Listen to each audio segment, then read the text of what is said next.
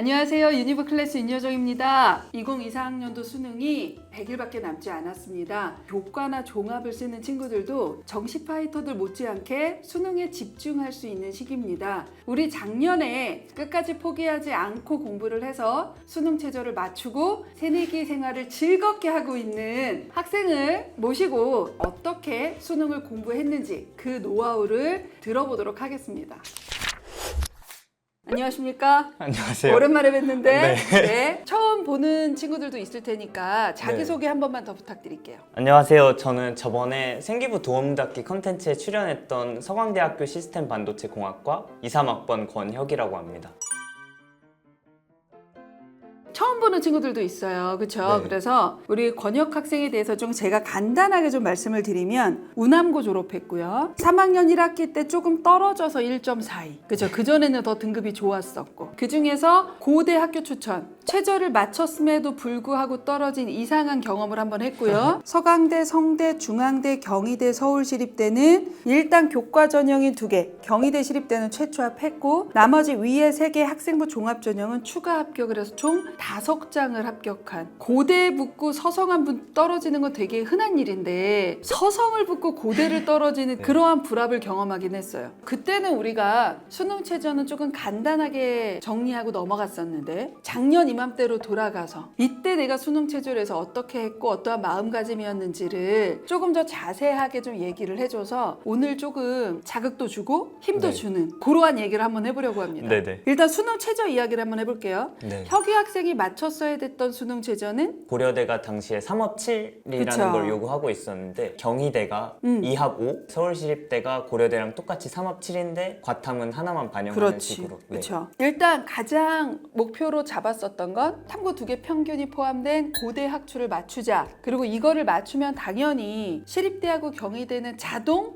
맞출 수 있는 거니까 네네. 아마 혁이 학생도 이때쯤 이제 막 고대 맞추는 게 아마 목표였을 거예요. 자, 근데 우리가 이제 요맘때 이제 3합 7의 수능 최저를 맞추는 친구들 중에 이미 3모, 4모, 6모, 7모로 다 맞춰본 친구들도 있고 네. 아직까지 한 번도 맞춰보지 못한 친구들도 있어요. 네. 혁이 학생은 어디에 들어갔었던 거죠? 한 번도 맞춰보지 못한 케이스에 가까웠죠, 사실은. 네. 작년 6모죠. 화작 3, 미적 4, 영어 2, 정법 6, 지구과학 7이었고 9월은 화작 4, 미적 4, 영어 3, 화원 7, 지원 2 이렇게 나왔네요. 자, 일단 6모와 9모를 보면 전반적으로 등급이 하나씩 떨어졌어. 지금 돌이켜보면 왜 내가 6모 대비 9모에 이렇게 떨어졌을 것이다 라고 생각할 수 있었던 뭔가 원인들이 있었을까요? 저도 많이 생각을 해봤었는데 크게 2가지 정도. 첫 번째는 이제 학생회 활동, 뭐 여러 가지 생기부에서 특장점이 있을 수 있겠지만 최저를 맞추고 수능을 공부하는 데 있어서 약간은 방해 요소가 되었던 것 같고 두 번째는 뭐 완전 부정적인 영향은 아니었지만 그래도 연애라는 거를 조금 거의 1년 가까운 기간 동안 지속을 하면서 거기에 조금 더 치중을 하고 살다 보니까 공부는 약간 늦게 되지 않았나 그런 생각이 들었어요. 그러면 이제 9모 이후에는 정말 발등에 불이 떨어진 상황이 된 거예요. 자, 그러면 우리 한번 볼게요. 국어부터 그러면 어떤 걸로 줄여서 내가 이것만큼은 끝내자라고 생각을 했을까요? 네, 일단 국어는 당연히 뭐 모든 고3 학생이 풀겠지만 수능 완성, 수능 특강 이렇게 교재 2개는 풀고 갔던 것 같고요. 그리고 모의고사 이렇게 6월, 9월 수능 이렇게 모아져 있는 3개년 기출 문제집이 있어요. 그거는 이제 하나도 빠짐없이 모든 문제 다 풀었던 것 같습니다. 수학은 아무래도 이전부터 등급이 계속 크게 변하지 않고 유지되고 있던 상황이라서 3점짜리는 아무래도 제가 어찌저찌 맞추는 상황이었다 보니까 이제 4점짜리 조금 고난도 문제 위주로 계속 훈련을 하자는 식으로 공부를 했던 것 같습니다. 한 문제라도 더 맞추기 위해서는 그래도 이제 어느 정도 4점짜리 중에서 너무 어렵지 않은 문제를 풀어보고 그 중에 좀 맞춰보자 전략이었네요. 그러면 요 고난이도 문제는 어디 걸 좀 주로 풀었을까? 그냥 여태까지 교육청에서 나왔던 기출 문제들 위주로 풀었던 것 같습니다. 자, 영어는요? 이전까지도 계속 학원을 다니고 있었고 당시에도 학원을 그래도 꾸준히 나가던 상황이었기 때문에 EBS에서 나온 봉투 모의고사 3회분 정도가 들어있는데 네. 이거를 전부 다 풀고 시험장에 들어갔던 것 같습니다. 우리 지금 이제 수능이나 또는 아직은 내가 좀 등급이 낮아서 최저를 좀 맞춰야 된다라고 할 때 지금 수준이면 친구들이 요 시기면 갑자기 풀모를 풀거나 사설 모의고사나 막 컨텐츠를 막 사서 풀거나 하는데 네. 그거보다는 우리 혁이 학생이 하는 것처럼 기본에 충실한 문제집을 푸는 게 가장 좋은 전략이었다. 네. 만약에 이때 이게 아니라 다른 문제집을 전략적으로 잡았으면 조금 더 실수가 네. 나왔을 수도 네, 있어. 힘들었을 것 같아요. 그래서 문제집 선정은 정말 되게 잘했다. 과탐은 포기했다. 과탐은 네, 아무래도 선택과 집중이라는 키워드를 항상 마음속에 두고 살다 보니까 그래서 수능 성적은 어땠어? 네, 일단 화법과 작문을 그대로 선택을 해서 백분위를 97로 1등급을 받았고요. 그 다음에 미적분은 4등급에서 한 등급 올라서 백분위 85에 3등급을 받았고, 영어는 1등급, 화학은 6등급, 지구과학은 4등급을 받았습니다. 그래서 최저를 맞췄네? 대단한 거 아니야? 결과적으로 그러면 이거를 충분히 해내기 위해서는 절대적인 공부량이 필요해요. 어느 정도의 집중력으로 각 과목을 공부했는지 일단 우리 각 과목을 이제 한 번씩 노하우를 한번 얘기를 해보려고 해요. 일단 가장 많이 신경 썼던 과목이 국어. 국어는 조금 어떻게 공부했는지 좀 자세하게 한번 얘기해 주세요. 일단 첫 번째 포인트는 문제를 푸는 양, 문제의 개수 같은 게 있잖아요. 그런 거에 저는 전혀 연연하지 않고 공부를 했던 것 같아요. 그리고 예를 들어 문제가 있고 지문이 굉장히 길잖아요, 국어에서는. 이게 왜 답인지를 찾는 것보다 그 글 자체를 이해하는 것에 시간을 정말 많이 썼던 것 같아요. 비문학은 정말 한 문단을 읽고 그걸 온전히 이해한 다음에 옆에 저의 말로 정리를 해놓고 문제를 풀기 위해 글을 읽는다기보단 글 자체에서 재미를 느끼고 내용 정리하고 이런 거에 초점을 뒀던 것 같아요.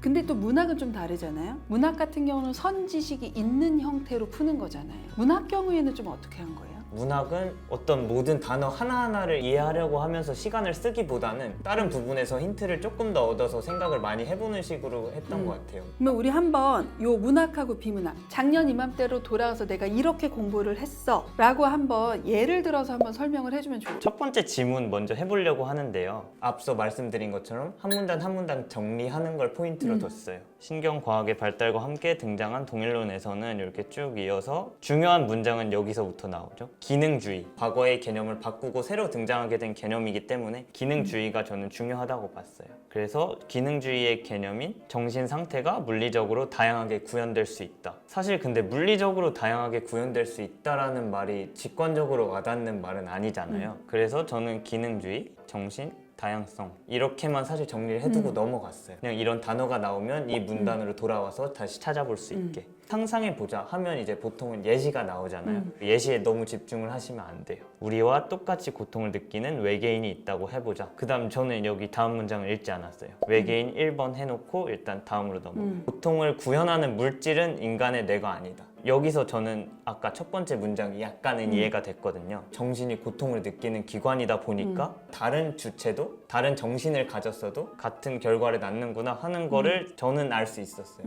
저의 말로 바꿔서 이것도 계속해서 읽어왔고 그래서 그 정도만 정리를 해놨어요. 정신은 물질과 어떤 구성 물질과 관련이 없다라는 말로 정리를 했습니다. 간단한 말로 정리를 하는 게 저한테는 훨씬 직관적이고 와닿아서 이런 식으로 풀었고요. 그래서 두 번째 문단 사실 이 정도로 정리를 끝냈습니다. 그 다음에 이제 마지막 기능주의에 대해서 정리하는 부분이 나와요. 인공지능 연구, 이게 또 하나 제시되는 키워드이기 때문에 이건 체크를 해두고요. 인간과 구조나 재료는 다르더라도 앞서 말씀드렸다시피 물질과 연관이 없기 때문에 구조나 재료가 달라도 똑같은 정신을 구현을 할 수가 있겠죠. 기능주의는 인공지능 연구에 긍정적인 영향을 끼친다.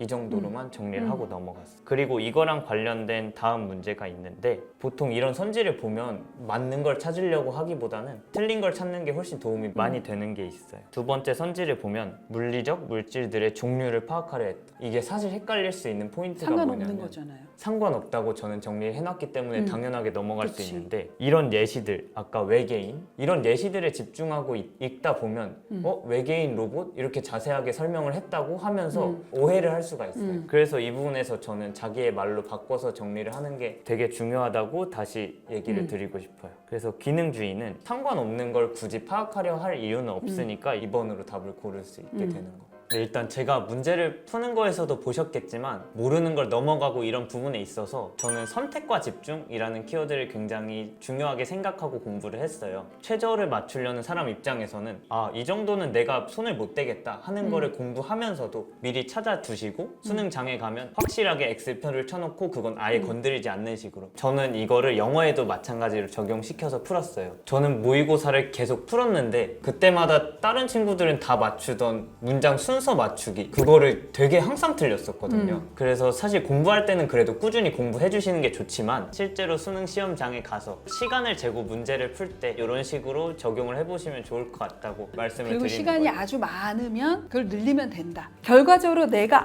아는 한도 내에서 풀 수 있는 것들을 잘 찾아보자. 모르는 것에 집중하지 말고 내가 아는 것에 집중해서 풀어보자가 문학도 그렇고 비문학도 그렇고 영어도 그렇고 계속 이런 패턴이었던 것 같아요. 되게 몰랐나? 정확하게 말씀을 하셔가지고 그치. 딱 들어보니까 네. 계속 그런 패턴이야. 네. 그러면 남은 100일 어떻게 수학 공부를 했을까요? 수학은 아무래도 너무 취약한 과목이었어요 저한테는 4점짜리를 내가 정말 많이 맞춰서 1등급, 2등급까지 올라가는 건 힘들겠다 싶었어요. 이런 생각을 항상 가지고 3점짜리는 계속 꾸준히 풀었고요. 공부할 때 4점짜리를 좀 생각을 많이 하면서 이 답이 왜 나왔고 학원 선생님의 도움도 구하면서 과정에 집중을 해서 공부했던 것 같습니다.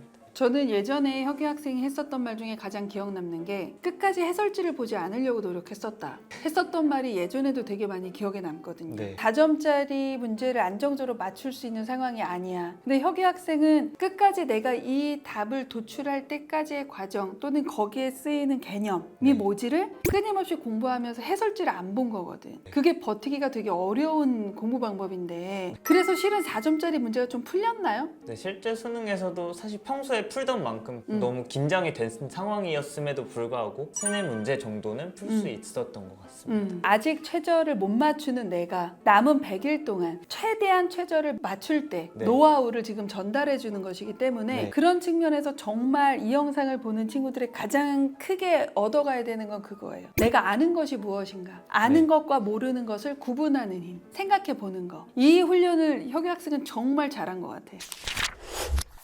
오늘은 딱 100일이 남았을 때 남은 100일 동안 좀 어떻게 해야 하는가에 대한 노하우예요. 그러니까 요 시기에 있는 진짜 지금 고3 친구들한테 대학생이든 내가 해주고 싶은 말이 있으면 좀 마지막으로 해줬으면 좋겠어. 불안함이 정말 클 거예요. 저도 그랬고. 근데 남들이 하는 거를 내가 보고 그들이 하는 게 맞는 건가? 내가 하는 건 틀린 건가? 이런 생각 때문에 사실 드는 불안함이 제일 많다고 생각을 하거든요. 최저를 맞춘 학생들도 전부 다 개개인의 노하우, 방법이 다르고 공부 시간도 다르고 어떻게 했는지도 다르고 그래서 본인이 어떤 사람인지 스스로 얼만큼 하면 어떤 결과를 낼 수 있는지 본인 스스로에 대해서 공부를 해보시고 나에게 맞는 공부 방법은 뭘까? 이런 식으로 많이 생각을 해보셔서 스스로에게 맞는 방법을 찾으셨으면 좋겠습니다. 우리 남은 100일을 정말 할 수 있다는 믿음을 갖고 중간고사나 기말고사의 전날처럼 100일을 산다면 못 맞출 최저는 없습니다. 남은 100일을 현명하고 효율적으로 지내시고 꼭 원하는 수능 최저를 맞추셨으면 좋겠습니다. 이 영상을 보는 수능 최저를 준비하는 우리 모든 입시생들이 네. 그치 내가 할 수 있다라는 믿음을 가지고 네. 마지막에 버튼을 눌러보기로 해요. 그게 뭘까요? 구독과 좋아요 부탁드리겠습니다. 감사합니다. 감사합니다.